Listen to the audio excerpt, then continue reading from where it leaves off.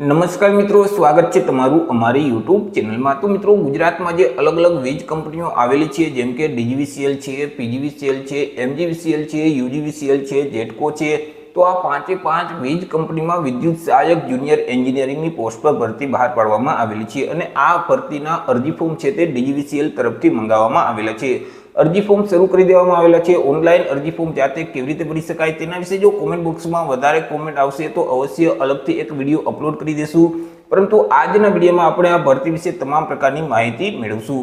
તે પહેલા વિડીયો ગમે તો લાઈક અને શેર કરી દેજો, ચેનલમાં નવા હોય તો ચેનલને સબસ્ક્રાઇબ કરી દેજો। તો ચાલો મિત્રો, વિડીયોની શરૂઆત કરીએ। તો મિત્રો, આજે ભરતીનું નોટિફિકેશન છે તે ડીજીવીસીએલ એટલે કે દક્ષિણ ગુજરાત વીજ કંપની લિમિટેડ તરફથી જાહેર કરવામાં આવેલું છે। મિત્રો, અલગ અલગ જે વીજ કંપનીઓ છે, જેમ કે દક્ષિણ ગુજરાત વીજ કંપની લિમિટેડ, મધ્યમ ગુજરાત વીજ કંપની લિમિટેડ, ઉત્તર ગુજરાત વીજ કંપની લિમિટેડ, પશ્ચિમ ગુજરાત વીજ company limited, Gujarat energy transmission corporation limited, તો આ તમામ અલગ અલગ વીજ કંપનીમાં વિદ્યુત સહાયક જુનિયર એન્જિનિયરિંગની ભરતી બહાર પાડવામાં આવેલી છે। તો સૌથી પહેલા આપણે મિત્રો ચર્ચા કરી લઈશું કંઈક અગત્યની તારીખ વિશે। મિત્રો, આ ભરતીમાં જો તમારે અરજી ફોર્મ ભરવું હોય તો ઓનલાઈન અરજી ફોર્મ ભરવાનું રહેશે। ઓનલાઈન અરજી ફોર્મ ઓલરેડી શરૂ કરી દેવામાં આવેલા છે। અરજી ફોર્મ છે તે 12 માર્ચ 2024 બપોરના 2 વાગે શરૂ કરવામાં આવેલા છે। 12 માર્ચ 2024 થી લઈને 1 એપ્રિલ 2024 સુધીમાં તમારે ઓનલાઈન અરજી કરી દેવાની રહેશે। ઓનલાઈન અરજી ફોર્મ જે દક્ષિણ ગુજરાત વીજ કંપની લિમિટેડની ઓફિશિયલ વેબસાઇટ છે www.dgvcl.com, તે વેબસાઇટ ઉપર જઈ તમારે 1 એપ્રિલ 2024 સુધીમાં ઓનલાઈન અરજી ફોર્મ ભરી દેવાનું રહેશે। ચર્ચા કરી લઈએ કે કઈ કંપનીમાં કેટલી જગ્યા છે અને કુલ કેટલી જગ્યા રહેશે। તો મિત્રો, કુલ જગ્યાની વાત કરીએ તો કુલ 394 જેટલી જગ્યા છે। આ જે 394 જેટલી જગ્યા છે તેમાં મિત્રો જે જેટકો છે તેમાં 207 જેટલી જગ્યા છે। ત્યાર પછી ડીજીવીસીએલ માં 78 જેટલી જગ્યા છે, એમજીવીસીએલ માં 28 જેટલી જગ્યા છે, યુજીવીસીએલ માં 28 જેટલી જગ્યા છે અને પીજીવીસીએલ માં 53 જેટલી જગ્યા છે। આવી રીતે અલગ અલગ પાંચેય વીજ કંપનીમાં થઈ કુલ 394 જેટલી વિદ્યુત સહાયકની પોસ્ટ પર ભરતી બહાર પાડવામાં આવેલી છે।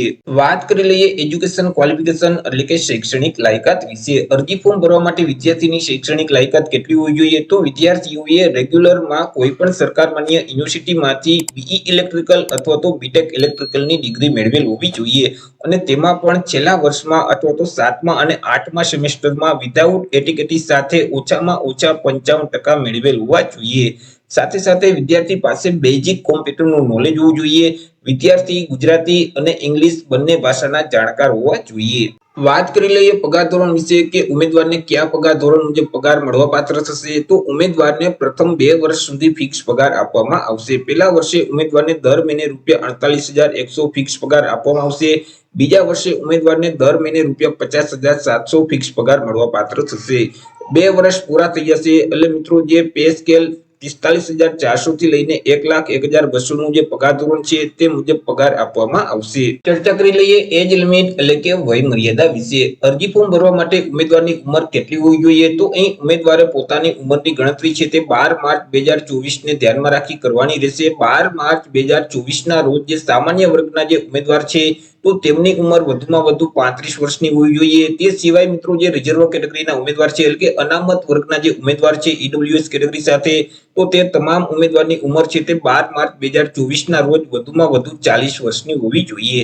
પરંતુ અહીં જે મિત્રો અનામત વર્ગના ઉમેદવાર છે, જેમ કે તમામ કેટેગરીની મહિલા ઉમેદવાર છે તેઓને 5 વર્ષની છૂટછાટ આપવામાં આવશે। હેન્ડીકેપ ઉમેદવાર છે તેઓને 10 વર્ષની છૂટછાટ મળવાપાત્ર થશે। માજી સૈનિક છે તો તેઓને પણ 10 વર્ષની છૂટછાટ આપવામાં આવશે। વાત કરી લઈએ અરજી ફી વિશે, પરીક્ષા ફી વિશે। કયા વિદ્યાર્થીઓએ કેટલી પરીક્ષા ફી ભરવાની રહેશે? તો અહીં તમામ વિદ્યાર્થીઓએ પરીક્ષા ફી ભરવાની રહેશે। પરીક્ષા ફી છે તે માત્ર ને માત્ર ઓનલાઈન જ ભરવાની રહેશે। તમે મિત્રો નેટ બેન્કિંગ અથવા તો ક્રેડિટ કાર્ડ કે ડેબિટ કાર્ડના માધ્યમથી પરીક્ષા ફી ભરી શકશો।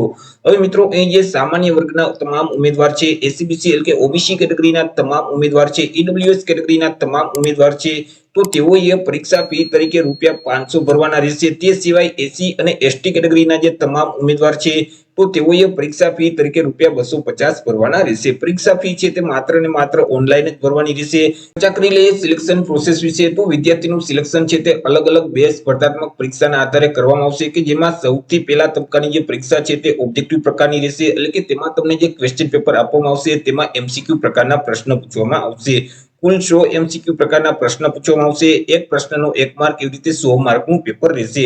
પેપરની લેંગ્વેજ છે તે મિત્રો ઇંગ્લિશ લેંગ્વેજ રહેશે, એટલે કે ગુજરાતી ગ્રામર સિવાયના તમામ પ્રશ્ન છે તે ઇંગ્લિશ ભાષામાં જ પૂછવામાં આવશે. હવે મિત્રો આ જે 100 માર્કનું પેપર છે તેમાંથી મિત્રો જે રીડિંગ પ્રકારના જે દાખલાઓ છે તે 25 માર્કના રહેશે. ક્વોન્ટિટેટિવ એપ્ટિટ્યુડને લગતા જે પ્રશ્ન છે તે પણ 25 માર્કના રહેશે. ઇંગ્લિશ ગ્રામર છે તે 15 માર્કનું રહેશે. ગુજરાતી ગ્રામર છે તે પણ 15 માર્કનું રહેશે અને કોમ્પ્યુટર અને સંબંધિત જે પ્રશ્ન છે, કોમ્પ્યુટરની જાણકારીના જે પ્રશ્ન છે તે 20 માર્કના રહેશે. આવી રીતે મિત્રો કુલ 100 પ્રશ્ન પૂછવામાં આવશે અને 100 માર્કનું પેપર રહેશે.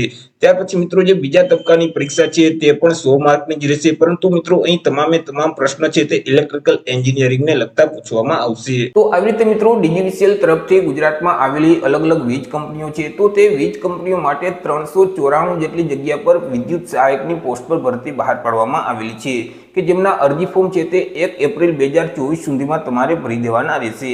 તો આશા રાખું છું વિડીયો પસંદ પડ્યો હશે. વિડીયો પસંદ પડ્યો હોય તો લાઈક અને શેર કરી દેજો. ચેનલમાં નવા હોય તો ચેનલને સબસ્ક્રાઇબ કરી દેજો. ફરી મળીશું એક નવા ટોપિક સાથે એક નવા જ વિડીયોમાં. ત્યાં સુધી જય હિન્દ, વંદે માતરમ.